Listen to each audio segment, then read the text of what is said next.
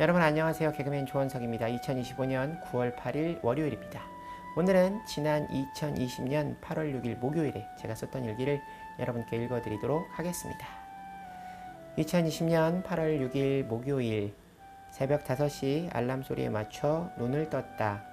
밖에 비가 오는 소리가 요란하게 들렸다. 일어나 옥상으로 나가보니 비가 아주 많이 내렸다. 순간 오늘은 새벽 기도를 가지 말까 생각했지만 그러면 안 될 것 같았다. 어젯밤 자기 전 간절히 기도한 내용을 내가 비가 와서 새벽 기도를 걸으면 하나님께서도 나의 기도를 보류하실 것 같은 생각이 들었기 때문이다. 난 가끔 내가 너무 인간의 잣대로 하나님을 생각하나 생각할 때도 있다. 가령 내 여자친구는 자기의 행동을 하나님께서 서운해 하시지 않을까 생각하지 않는 것 같다. 그냥 하나님은 자기가 뭘 하든 예뻐하신다고 생각하는 것 같다. 그에 반해 나는 내가 이렇게 하면 하나님이 날 싫어하실 거야. 나도 나에게 이렇게 하는 사람이 싫으니까 하는 생각을 한다. 하나님께서 나를 어떻게 생각하실지 모르겠다. 근데 계산이 빠른 사람은 딱 거기까지라는 생각이 든다. 그래서 나도 하나님께 무조건 달라고 보채보려고 한다. 몰라요. 그냥 주세요. 아버지잖아요. 하는 식으로. 아무튼 그러려면 하나님을 자주 만나야 하고 하나님을 만나는 가장 좋은 방법은 새벽 기도라는 것이 내 생각이다. 매일 새벽 기도에 가서 보채보려고 한다. 오늘 하나님의 말씀은 이재용 목사님께서 주셨다. 오늘의 말씀은 열왕기하 15장 32절부터 38절 말씀까지이다. 어제의 마지막 말씀 31절의 말씀에서 오늘 시작의 말씀 32절의 말씀의 배경이 북이스라엘에서 남유다로 이동한다. 31절 말씀 베가의 남은 사적과 그가 행한 모든 일은 이스라엘 왕 역대 지략에 기록되니라. 32절 말씀 이스라엘의 왕 르말랴의 아들 베가 제2년에 유다 왕 우시아의 아들 요담이 왕이 되니 32절의 말씀은 15장 7절 말씀과 맥락을 같이 한다. 15장 7절 말씀 아사랴가 그의 조상들과 함께 잠에 다윗성에 그의 조상들과 함께 장사되고 그의 아들 요담이 대신하여 왕이 되니라.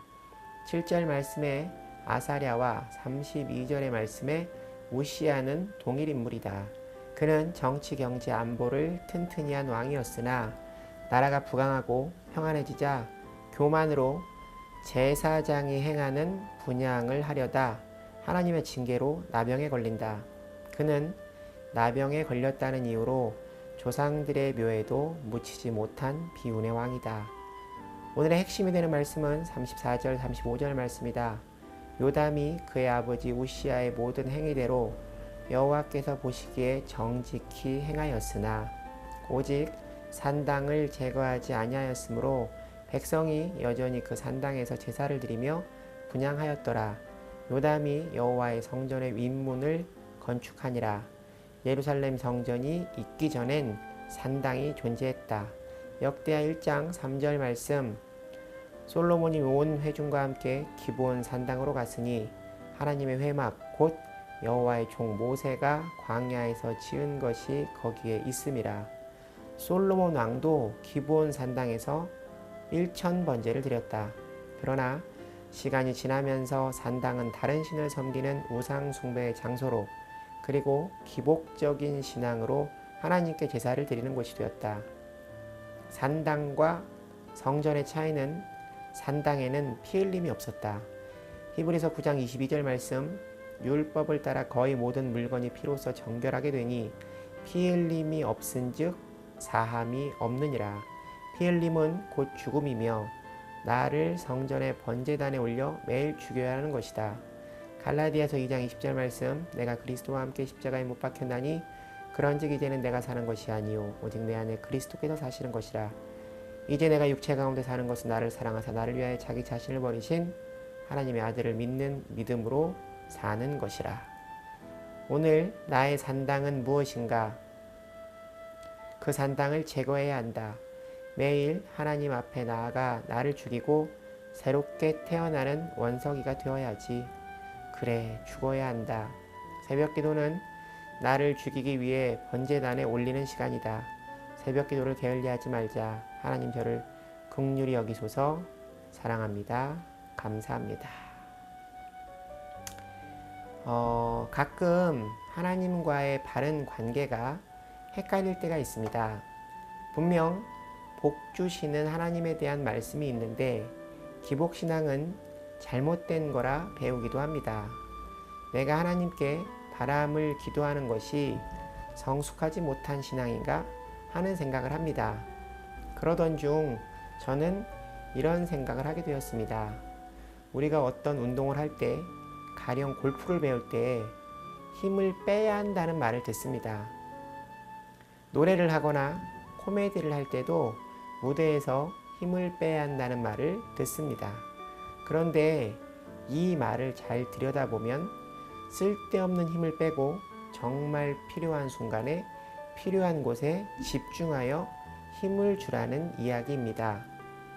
그런데 이 진리를 깨달으려면 처음에는 온몸에 힘을 주어야 합니다.